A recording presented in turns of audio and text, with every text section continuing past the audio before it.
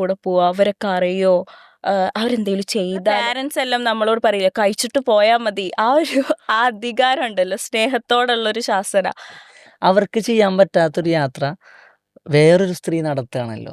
വലിയ കാര്യങ്ങളിൽ ഞാൻ അത്ര കോൺഷ്യസ് അല്ല, അല്ലെങ്കിൽ വലിയ കാര്യത്തിൽ ഞാൻ അത്ര എക്സൈറ്റഡ് അല്ല. പക്ഷെ ചെറിയ ചെറിയ കാര്യത്തിൽ ഞാൻ ഭയങ്കര എക്സൈറ്റഡ്. അപ്പം എനിക്ക് ഇത്തിരി നേരത്തിൽ ഇന്ന് എൻ്റെ കൂടെ ഉള്ളത് എൻ്റെ ഡൽഹി ജീവിതത്തിൽ എനിക്ക് ഏറ്റവും പ്രിയപ്പെട്ട സോൾഫുള്ളായ ഒരു സുഹൃത്താണ്.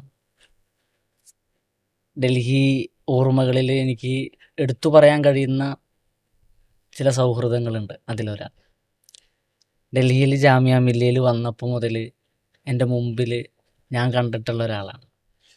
എഴുത്തുകാരിയാണ്, യാത്രികയാണ്, സുപ്രീം കോടതിയിൽ അഭിഭാഷകയാണ്. എൻ്റെ ഏറ്റവും പ്രിയപ്പെട്ട അഡ്വക്കേറ്റ് അബ്രീത ബാൻ. അബ്രീത 2 മനോഹരമായ പുസ്തകങ്ങൾ എഴുതിയിട്ടുണ്ട്. ആ പുസ്തകങ്ങളിൽ നിന്ന് തന്നെയാണ് എനിക്ക് തോന്നുന്നു ഈ സംസാരം തുടങ്ങേണ്ടതെന്ന്. ഒന്ന് കറക്കമാണ്. കറക്കം എന്ന പേര് തന്നെ വളരെ ഫിലോസോഫിക്കലാണ്. മറ്റൊന്ന് Amina from and to Delhi, to and from Delhi. 2 മനോഹരമായ പുസ്തകങ്ങൾ. ഇതിൽ കറക്കം ഞാൻ വായിക്കുന്നത് ശരിക്കും പറഞ്ഞാൽ ആമിന വായിച്ചതിന് ശേഷമാണ്. ആമിനെ ഞാൻ വായിക്കുന്ന ഒറ്റ ദിവസം കൊണ്ടാണ്. എറണാകുളത്ത് ഞാൻ അവിടുത്തെ കത്തീഡ്രലിൻ്റെ പടിയിലിരുന്ന് ഇങ്ങനെ വായിക്കുമായിരുന്നു. ഒറ്റയിരിപ്പിന് ഞാൻ വായിച്ചു തീർത്തു. ഒറ്റയിരിപ്പിന് പുസ്തകം വായിക്കാൻ എനിക്ക് ഭയങ്കര ആർത്തിയാണ്. പക്ഷെ പലപ്പോഴായിട്ട് കഴിയാറുണ്ടായിരുന്നില്ല. ഏറ്റവും കുറഞ്ഞത് എനിക്ക് തോന്നുന്നു ഡിഗ്രി കാലം കഴിഞ്ഞിട്ടൊന്നും ഞാൻ അങ്ങനെ ഒരു പുസ്തകം ഒറ്റയിരിപ്പിന് വായിച്ചില്ല. ഒറ്റയിരിപ്പിന് ഞാൻ അങ്ങനെ വായിച്ചൊരു പുസ്തകം കേട്ടാൽ ചിരി വരും. ആത്മഹത്യ എന്ന് പറഞ്ഞൊരു പുസ്തകമാണ്. ആത്മഹത്യ, ജീവിതം കൊണ്ട് മുറിപ്പെട്ടവൻ്റെ ഒരു വാക്ക്. അതായത് എനിക്കിടയ്ക്ക് ശൂന്യത ബാധിക്കുമായിരുന്നു. എല്ലാം അങ്ങനെ തെളിയാതെ നിൽക്കുന്ന സമയം, എഴുതാൻ കഴിയില്ല, ഒന്നിനും കഴിയില്ല. ഞാനൊരു വൈകുന്നേരം ഞങ്ങളെ ഗാർഡനിലെ ക്യാൻറ്റീനിൽ ഇങ്ങനെ ഇരിക്കുമ്പോൾ എൻ്റെ ഒരു കൂട്ടുകാരൻ ആസഫ് എന്ന് പറഞ്ഞൊരു കൂട്ടുകാരനുണ്ട്. അയാളുകൊണ്ട് എന്നോട് ചോദിച്ചു, എന്താ ഇത് ശൂന്യതയാണോ എന്ന് ചോദിച്ചു. അപ്പോൾ ആ സമയത്താണ് ഞാൻ ദേശാഭിമാനിയുടെ പുതുമൊഴിയിലോ മറ്റൊരു കവിത എഴുതുന്നത്. അപ്പോൾ ശൂന്യത എന്നൊക്കെ പറയുന്ന ടേം ഞാൻ അതിലിങ്ങനെ പറയുന്നുണ്ട്. അപ്പോൾ ഞാൻ പറഞ്ഞു, അതേടാ വല്ലാത്തൊരു ശൂന്യത. അപ്പോൾ അവൻ എന്നെ വിളിച്ചുകൊണ്ട് പോയിട്ട് പറഞ്ഞു, നിനക്ക് ഞാനൊരു പുസ്തകം തരാം. ഞാൻ വിചാരിച്ചു ഒരു മോട്ടിവേഷൻ പുസ്തകമായിരിക്കും, കാരണം ശൂന്യതയാണല്ലോ ജീവിതത്തിൽ വലിയൊരു പ്രതിസന്ധി ഉണ്ടാവുകയാണ്. അവൻ തന്ന പുസ്തകം ഇതായിരുന്നു, ആത്മഹത്യ, ജീവിതം കൊണ്ട് മുറിപ്പെട്ടവൻ്റെ വാക്ക്. ഞാൻ അത് വായിച്ചു, ഒറ്റയിരിപ്പിന് വായിച്ചു. എനിക്ക് സിൽവിയ പ്ലാത്തിനോട് മുട്ടിഞ്ഞ പ്രേമായി. എനിക്ക് തോന്നുന്നു അതിനൊക്കെ ശേഷം അങ്ങനെ ഒരു ഒറ്റയിരിപ്പിന് പുസ്തകം എനിക്ക് വായിക്കാൻ ഭയങ്കര ഇഷ്ടമാണ്. അപ്പോൾ ഞാനന്ന് കത്തീഡ്രലിൻ്റെ മുമ്പിലിരുന്ന് വായിച്ചത് തീരുമ്പോൾ ഞാൻ അബ്രീനെ വിളിക്കുന്നുണ്ട്. എനിക്ക് ഭയങ്കര പ്രൗഡായി. ഈ എങ്ങനെയാണ് ഒരു എഴുത്ത് എന്നുള്ളൊരു റെലമിലേക്ക് എത്തുന്നത്? എഴുത്ത് നോർമലി പപ്പ എഴുതും. അപ്പം പപ്പ എന്ന് പറയുന്നത് കുറച്ചും കൂടെ ഒരു എഴുത്ത്, വായന അതിലേക്കൊക്കെ ഭയങ്കര ഇൻറ്റു ആയിട്ടുള്ള ഒരാളാണ്. അപ്പം ചെറുപ്പം മുതൽ പപ്പയുടെ ഒരു ടീമുണ്ട്, നാടകം അങ്ങനെയൊക്കെ നടന്ന. അപ്പം ആ ഒരു എനിക്ക് തോന്നുന്നു ആ ഒരു നമ്മൾ ജീൻ പകർന്ന് കിട്ടാന്നൊക്കെ പറയില്ല, ആ ഒരു സാധനമായിരിക്കാം മേ ബി. പക്ഷെ പപ്പ ഇതിൽ എഴുതിയിട്ടും അല്ലെങ്കിൽ ഒരുപാട് നാടകങ്ങൾ ചെയ്തിട്ടൊന്നും അങ്ങനെ ആ തലത്തിൽ ഭയങ്കര അടിപൊളിയായിട്ട്, അല്ലെങ്കിൽ ഭയങ്കര നമ്മളുടെ നാട്ടിലൊരു സക്സസ്ഫുൾ എന്ന് പറഞ്ഞൊരു സാധനം ഉണ്ടല്ലോ, അതിലെത്താത്ത ഒരാളാണ്.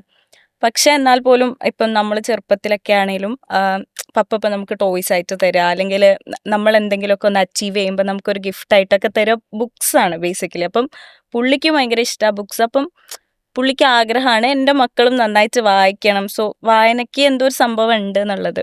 അപ്പം അങ്ങനെയാണ് വായിച്ചു തുടങ്ങുന്നത്. പിന്നെ എഴുത്ത് എനിക്ക് തോന്നുന്നു ഞാൻ പലയിടത്തിലും പറഞ്ഞിട്ടുണ്ട്, ഒരു 4ാം ക്ലാസ്സിൽ പഠിക്കുന്ന സമയത്ത് എസ്സേ റൈറ്റിംഗ് വന്നു സ്കൂളിൽ.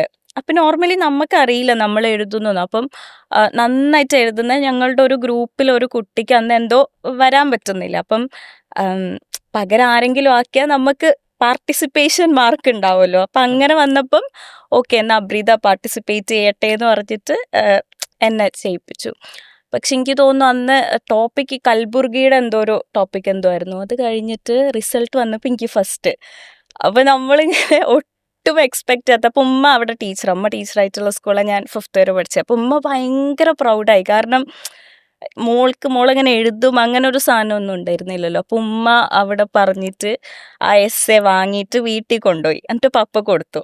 അപ്പോൾ പപ്പയും അത് വായിച്ചപ്പോൾ ഭയങ്കര പ്രൗഡായി. അങ്ങനെ അതായിരുന്നു എനിക്ക് എൻ്റെ ഒരു ഓർമ്മയിലൊരു സ്റ്റാർട്ടിങ് എന്നൊക്കെ പറയുന്ന ഒരു സാധനം. പിന്നെ പ്ലസ് ടുവിൽ പഠിക്കുമ്പോൾ കവിത എഴുതുമായിരുന്നു. പക്ഷെ അത് പ്ലസ് വണ്ണിൽ പഠിക്കുമ്പം അത് എഴുതി തുടങ്ങി. പിന്നെ ഫുൾ കവിതയായി. കവിത എഴുതുക, പാട്ട് എഴുതുക അങ്ങനെയൊക്കെ. പക്ഷെ എനിക്ക് പ്ലസ് വണ്ണിൽ ഭയങ്കര മാർക്ക് കുറഞ്ഞു. അപ്പോൾ എല്ലാവരും പറഞ്ഞു പഠിത്തത്തിലൊന്നും ശ്രദ്ധിക്കാണ്ട് എഴുതി നടന്നാ ഇങ്ങനെയാന്നൊക്കെ പറഞ്ഞ് പിന്നെ പ്ലസ് ടു ഒന്നുമില്ല. പിന്നെ അത് കഴിഞ്ഞിട്ട് ഞാൻ എറണാകുളത്ത് പോയി 1 ഇയർ. ആ സമയത്ത് ഒന്നുമില്ല. പിന്നെ ജാമ്യയിൽ വന്നിട്ടാണ് യാത്രകൾ പോകുന്നത്. അപ്പം അത് കഴിഞ്ഞ് കൊറോണ സമയം വരുമ്പം ഷഫീഖ ഫ്രണ്ടാണ് ജാമ്യയിൽ തന്നെ ഉള്ളത്. അപ്പോൾ പുള്ളി ഇങ്ങനെ ചോദിച്ചു, കുറേ യാത്രയൊക്കെ പോയതല്ലേ, അപ്പോൾ ഒരു പുസ്തകം എഴുതിക്കൂടെ? അങ്ങനെയാണ് കറക്കത്തിലേക്ക് വരുന്നത്. അപ്പം അതിൻ്റെ ഇടയ്ക്ക് ഇങ്ങനെ അല്ലറ ചില്ലറ ഇൻസ്റ്റഗ്രാം എഴുത്ത് അങ്ങനെയൊക്കെ. അപ്പം അതാണൊരു എഴുത്തിൻ്റെ ഒരു ചെറിയൊരു സാധനം, തുടക്കം. ഈ പുസ്തകാക്കം എന്നൊക്കെ കരുതിയിട്ടുണ്ടായിരുന്നു എഴുതി തുടങ്ങുമ്പോൾ? ഒരിക്കലും ഇല്ല. പിന്നെ ഞാൻ പുസ്തകം എഴുതാന്ന് പറയുന്നത് നമ്മളെ സംബന്ധിച്ച്, ഇന്നും എന്നെ സംബന്ധിച്ചിടത്തോളം അതൊരു ഭയങ്കര വലിയ ദൗത്യമാണ്.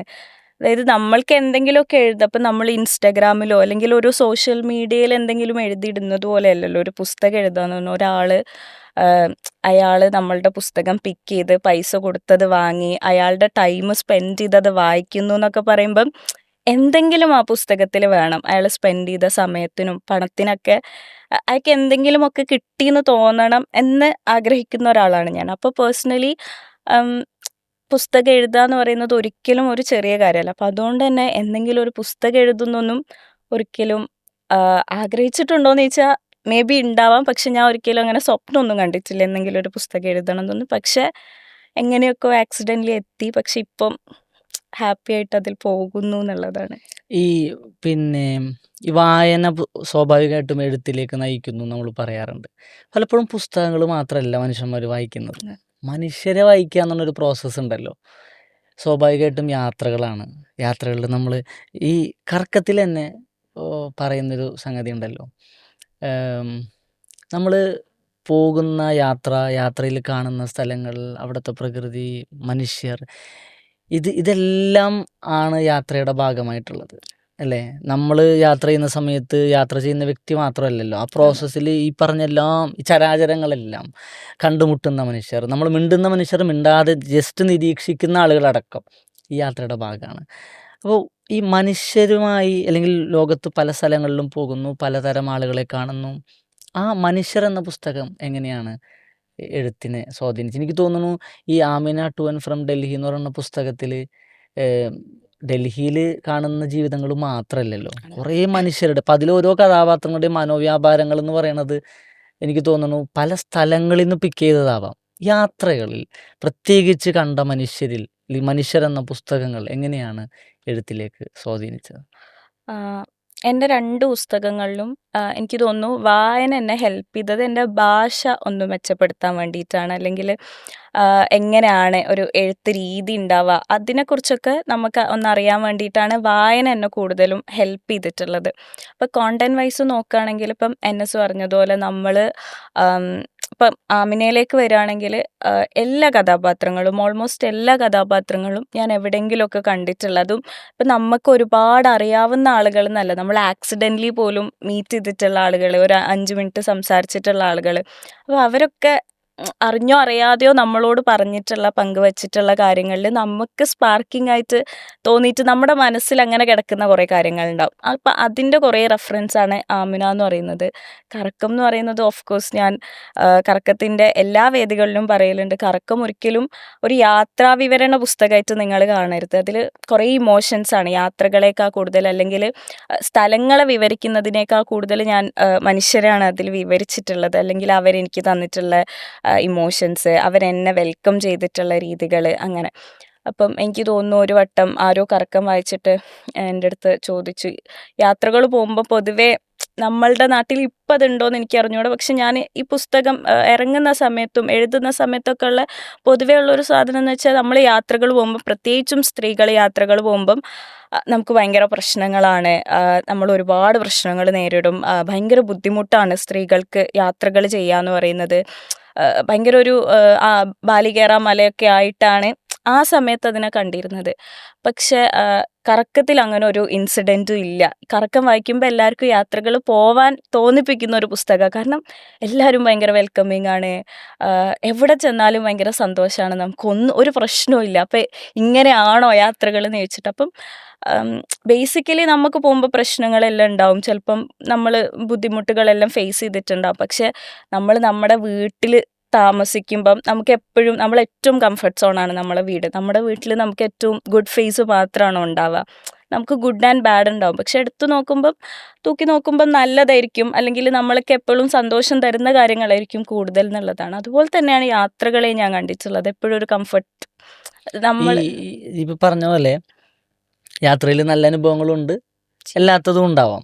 കൂടുതലും നല്ല അനുഭവങ്ങളായിരിക്കും. ഈ നല്ല അനുഭവങ്ങൾ മാത്രം ഡെലിബറേറ്റ്ലി തൂക്കിയെടുത്ത് എഴുതിയതാണോ? അതായത് ഈ പുസ്തകം വായിച്ചിട്ട് യാത്ര ചെയ്യാൻ ആഗ്രഹിക്കുന്ന ഒരാൾക്ക് അയ്യോ ഇങ്ങനെയൊക്കെ ഉണ്ടെങ്കിൽ പോണ്ട എന്ന് തോന്നുന്ന കരുതിയിട്ട് മനഃപൂർവ്വം ഒഴിവാക്കിയതാണ്? അല്ല, ഞാൻ എപ്പോഴും വിചാരിക്കുന്ന ഒരു കാര്യം, നല്ല കാര്യങ്ങൾ നമുക്ക് കൂടെ കൊണ്ടുപോവാം. മോശം കാര്യങ്ങൾ അവിടെ വെച്ചിട്ട് അതിൽ നിന്ന് എന്തെങ്കിലും പഠിക്കാനോ അല്ലെങ്കിൽ നമുക്ക് എന്തെങ്കിലും എടുക്കാനുണ്ടെങ്കിൽ ആ സാധനം എടുത്തിട്ട് ബാക്കി അത് അവിടെ വെച്ചേക്കാം. നല്ല കാര്യങ്ങളെ, നല്ല ഓർമ്മകളെയൊക്കെ ലെറ്റ്സ് ക്യാരി എന്നുള്ള സാധനം. അപ്പം അതുകൊണ്ട് തന്നെ ഞാൻ മറക്കാൻ ശ്രമിക്കുന്ന, അല്ലെങ്കിൽ എനിക്ക് ഇഷ്ടമില്ലാത്ത കാര്യങ്ങൾ അത് എഴുതി, അത് ബിക്കോസ് എൻ്റെ പുസ്തകം എന്ന് പറയുന്നത് അത് ഇന്നും ഒരു ഡോക്യുമെൻറ്റേഷനാണ്. എന്നെടുത്ത് നോക്കുമ്പോഴും എന്നെടുത്ത് വായിച്ചു നോക്കുമ്പോഴും അത് അവിടെ ഉണ്ട്. അപ്പം എനിക്ക് ആ മോശം കാര്യങ്ങളെ പോർട്രേ ചെയ്യേണ്ട ആവശ്യമില്ല, അല്ലെങ്കിൽ അത് വേണ്ട. അറ്റ്ലീസ്റ്റ് നമ്മളെ തന്നെ റിമൈൻഡ് ചെയ്യണ്ടല്ലേ? എനിക്ക് നല്ലത് മതി. അല്ലെങ്കിൽ ആ മോശം കാര്യങ്ങളെ മറക്കാനുള്ള, അതിനെ ഓവർകം ചെയ്യാനുള്ള നല്ല അവസരങ്ങൾ അല്ലെങ്കിൽ നല്ല അനുഭവങ്ങൾ ആ യാത്രകൾ തന്നെ എനിക്ക് സമ്മാനിച്ചിട്ടുണ്ട്. അപ്പം അത്രയും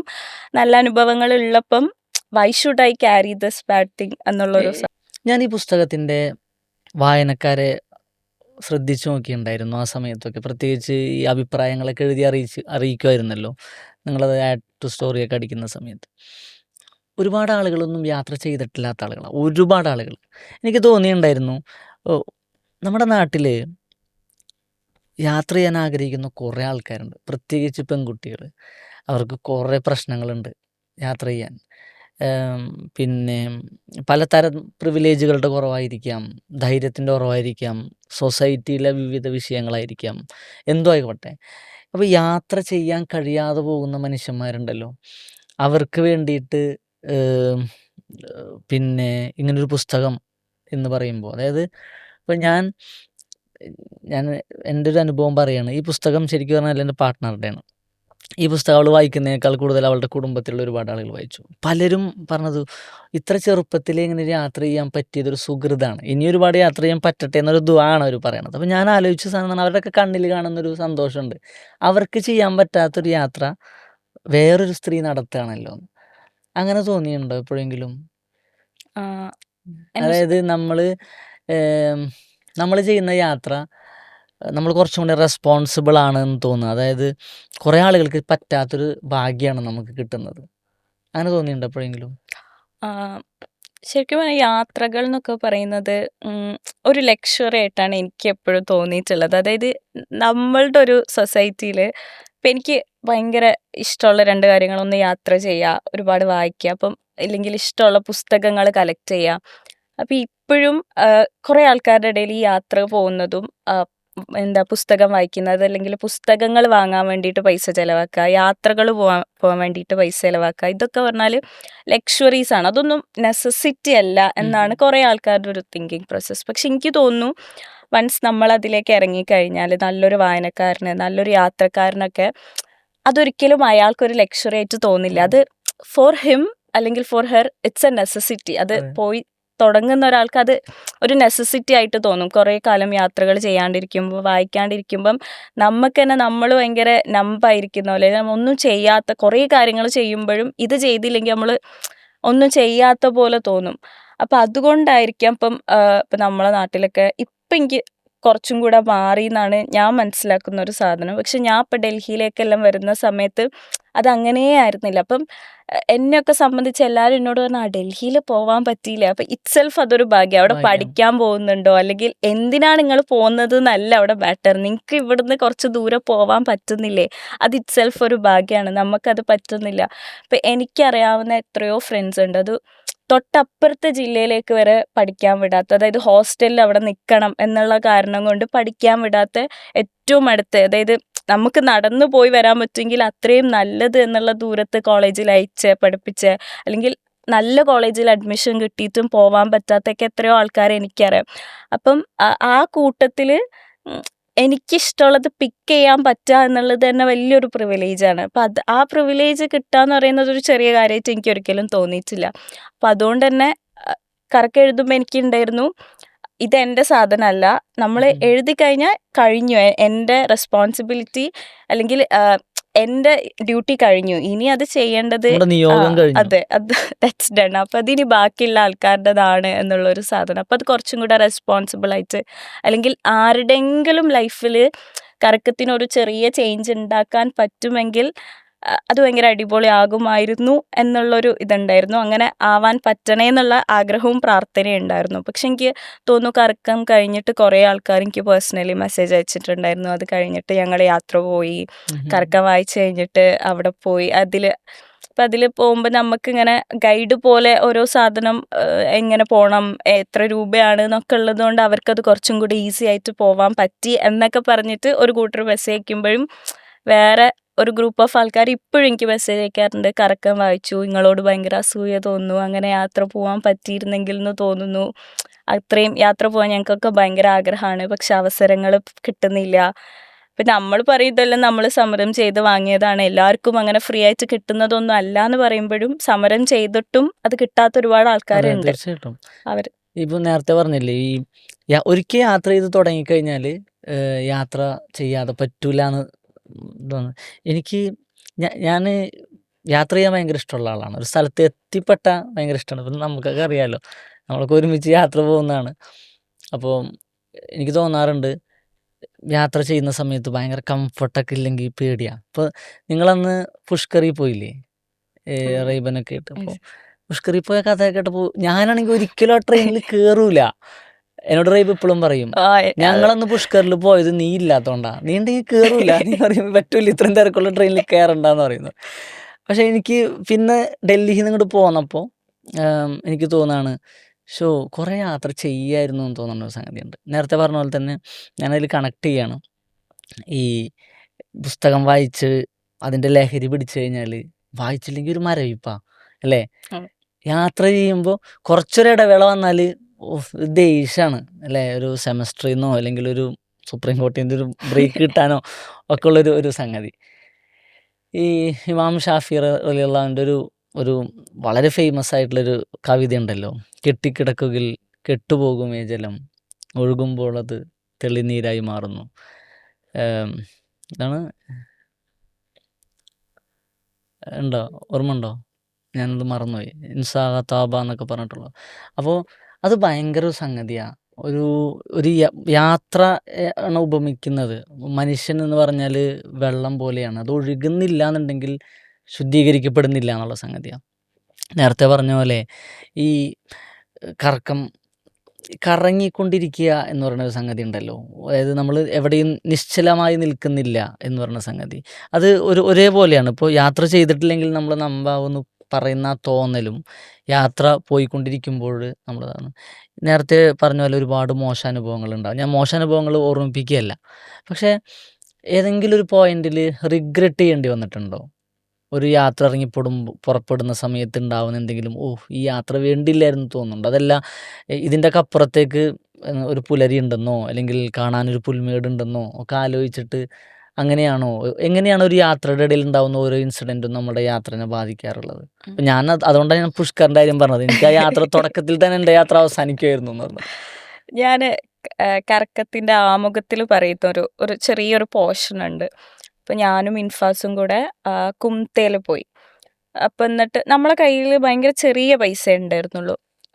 അപ്പം അതെല്ലാം ചിലവായി പോയി. ലാസ്റ്റ് ടിക്കറ്റും കൂടെ എടുത്തു നാട്ടിലേക്ക്. അപ്പം അതോടെ തീർന്നു നമ്മുടെ പൈസ. അപ്പം നമ്മൾ കുംത റെയിൽവേ സ്റ്റേഷനിൽ ട്രെയിൻ വെയിറ്റ് ചെയ്യുക. അപ്പം എനിക്ക് തോന്നുന്നു മിഡ് നൈറ്റാണ് ട്രെയിന്. അപ്പം നമ്മളൊരു 11 മണി മുതൽ അവിടെ ഇങ്ങനെ വെയിറ്റ് ചെയ്യുന്നുണ്ട്. അപ്പം നമുക്ക് നല്ല വിശക്കാൻ തുടങ്ങി. ഉച്ചക്കാണ് ഭക്ഷണം കഴിച്ചത്. ഒരു വൈകുന്നേരം ഒക്കെ ഭക്ഷണം കഴിച്ച് 1-2 സ്ഥലവും കൂടെ കണ്ട് നേരെ റെയിൽവേ സ്റ്റേഷനിലേക്ക് വന്നതാണ്. അപ്പം കയ്യിൽ പൈസ ഇല്ല. അപ്പം അതെനിക്ക് തോന്നുന്നു ആ സമയം ഒരു കൊറോണയുടെ ഒക്കെ മുന്നേ. അപ്പം ഗൂഗിൾ പേ അതൊന്നും അധികം അങ്ങ് വന്നിട്ടില്ല. പ്രത്യേകിച്ച് കുംത്ത എന്ന് പറയുന്നത് അറിയാവുന്നവർക്കറിയാം ഭയങ്കര ഒരു ചെറിയ സ്റ്റേഷനാണ്. ഒട്ടും അതായത് അധിക ട്രെയിനൊന്നും സ്റ്റോപ്പിൽ എനിക്ക് അറിയാം ഇപ്പം സ്റ്റോപ്പ് ഉണ്ടാവും. പക്ഷെ അന്നൊക്കെ ഭയങ്കര ചെറിയൊരു സ്റ്റേഷനാണ്. അപ്പം അധികം പുരോഗമനമൊന്നുമില്ല. അപ്പം നമുക്ക് ഭയങ്കര വിശക്കാൻ തുടങ്ങി.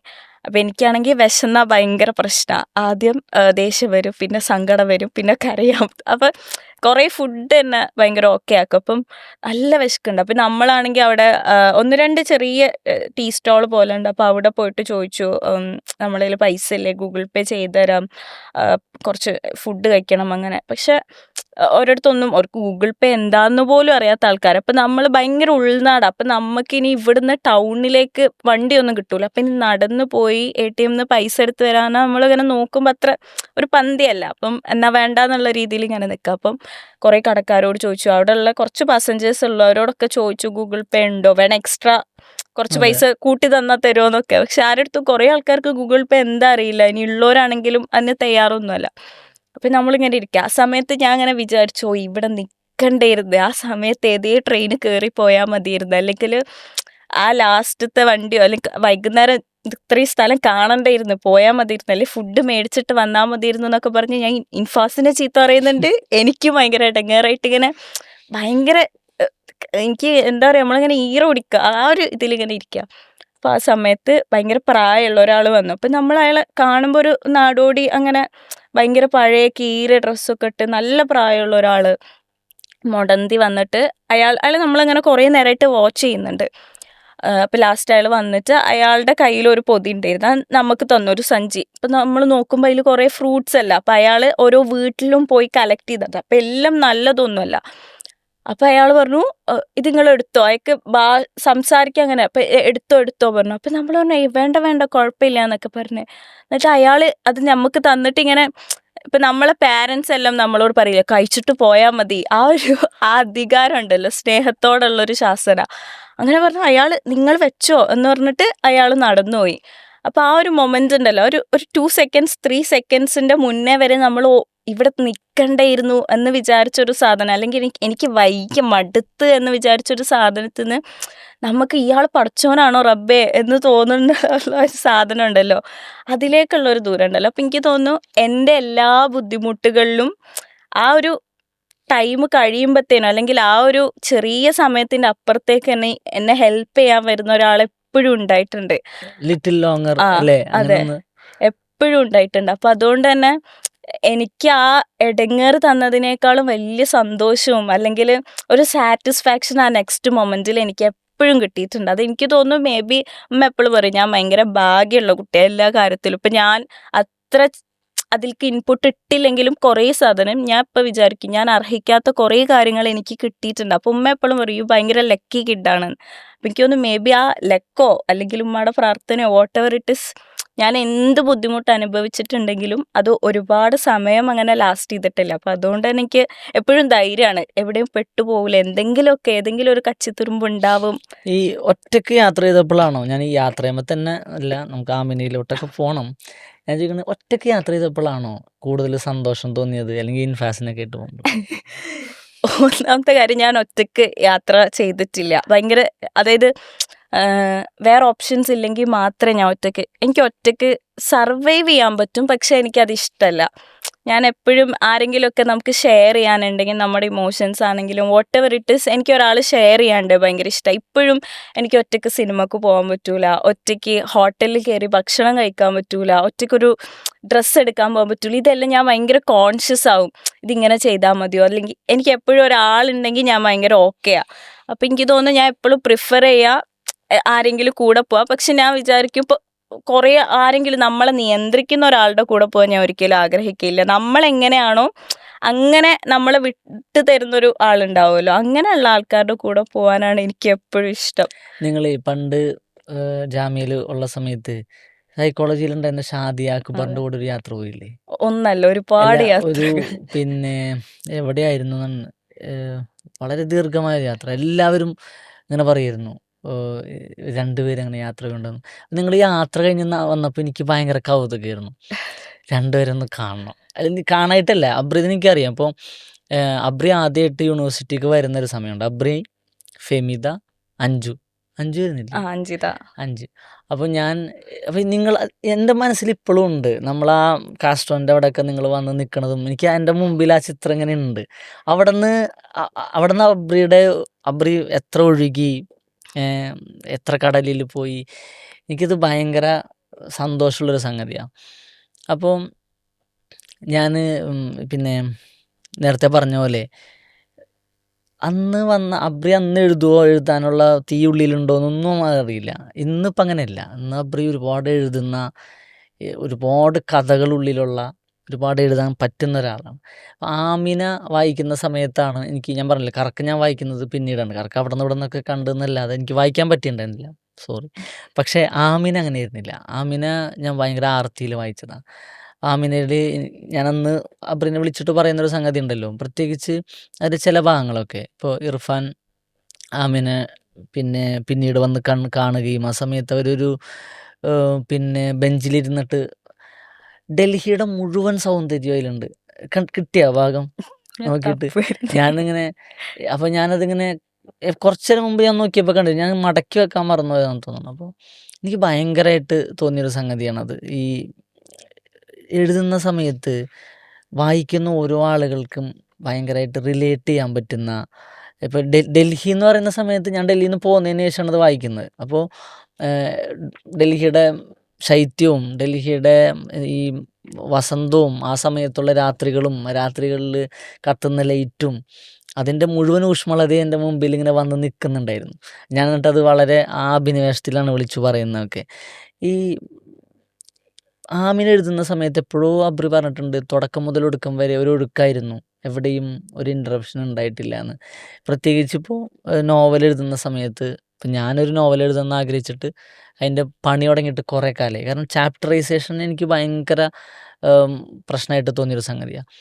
ആമിന എന്തുകൊണ്ടായിരിക്കാം ഇത്ര ഒഴുക്കിൽ വന്നത്? അബ്രിയുടെ കഥയാണോ എന്നുള്ളതിൽ എനിക്ക് തോന്നുന്നു സാഹിത്യ നിരൂപകർക്കിടയിൽ വലിയ തർക്കം നടക്കുന്നുണ്ട്. പക്ഷെ എങ്ങനെയാണത്? Why Amina is so easy?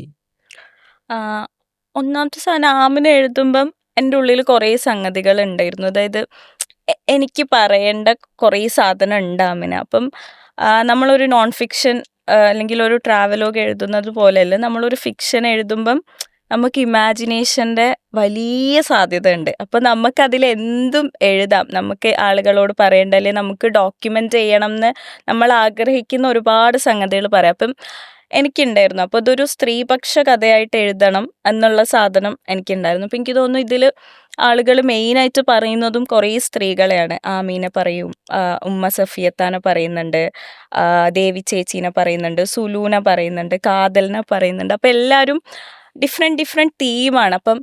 അപ്പം ആമിയാണെങ്കിലും ഭയങ്കര സാധാരണയായിട്ടുള്ള ഒരു കുട്ടിയാണ്. ആ കുട്ടിക്ക് ഒരു പ്രിവിലേജും ഇല്ലാത്ത ഒരു കുട്ടിയാണ്. അപ്പം അങ്ങനെ ഒരു കുട്ടീനെ നമ്മളെ നാട്ടിൽ കണ്ടുപിടിക്കാൻ വലിയ പ്രയാസമൊന്നുമില്ല. ഏറ്റവും കൂടുതൽ നമ്മളെ നാട്ടിലുള്ള പെൺകുട്ടികൾ പ്രിവിലേജ്ഡ് അല്ലാത്ത കുട്ടികളാണ്.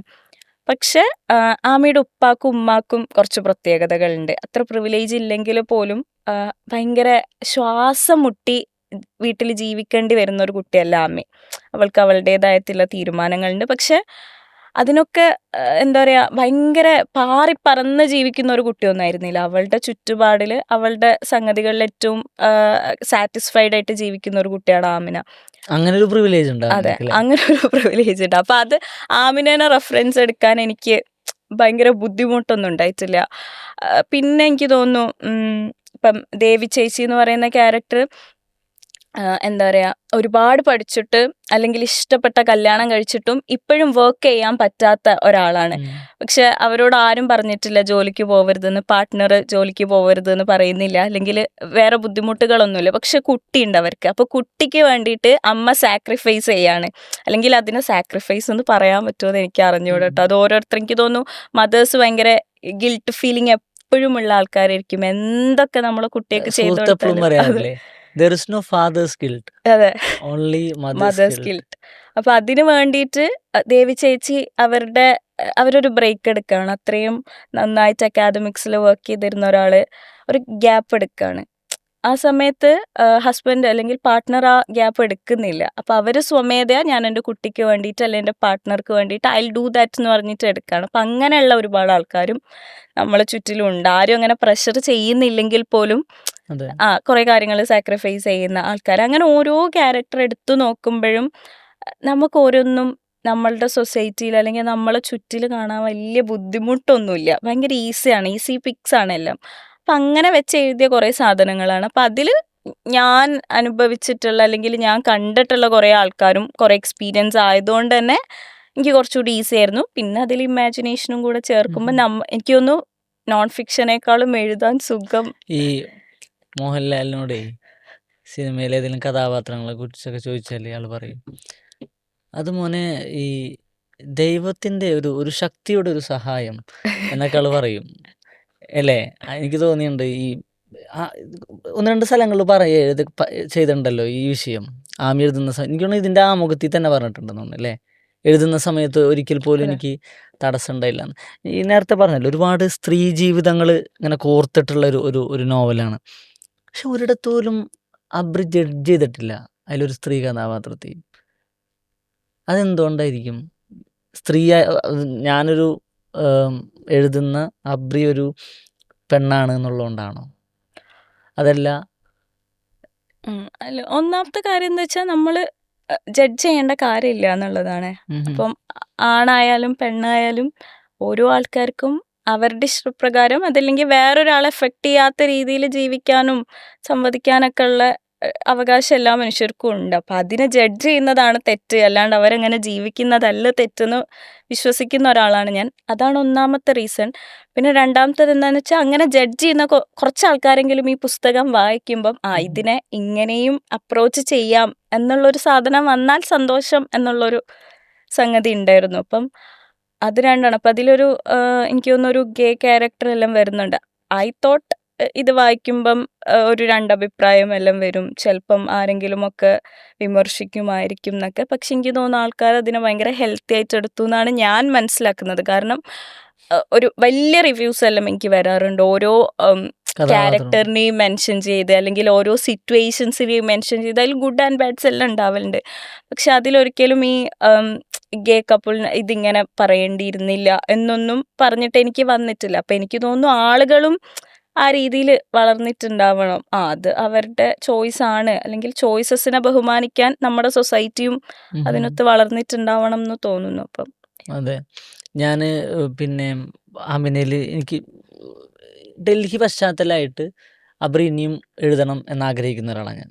കാരണം എന്ന് വെച്ചിട്ടുണ്ടെങ്കിൽ ആമിനയിൽ ഞാൻ ആഗ്രഹിച്ച കുറേ സാധനങ്ങളുണ്ടായിരുന്നു. അപ്പോൾ അത് ഒരു കണക്കിന് നന്നായി ആമിനയിൽ അതില്ലാതിരുന്നത്. ഇപ്പോൾ നമ്മൾ എപ്പോഴും ബട്ട്ല ഹൗസിൽ പോയിട്ട് ചായ കുടിക്കാൻ പോകുന്നുണ്ട്. പിന്നെ ബട്ട്ല ഹൗസിൽ തന്നെ സാക്കിർ നഗറിലും അവിടെ. അപ്പോൾ ഞാൻ ആലോചിക്കുമായിരുന്നു ഇതെവിടെയെങ്കിലും ഉണ്ടാവും, വരുന്നുണ്ടാവും നമ്മളുടെ ഒരു കുറേ സ്പോട്ടുകളുണ്ടല്ലോ.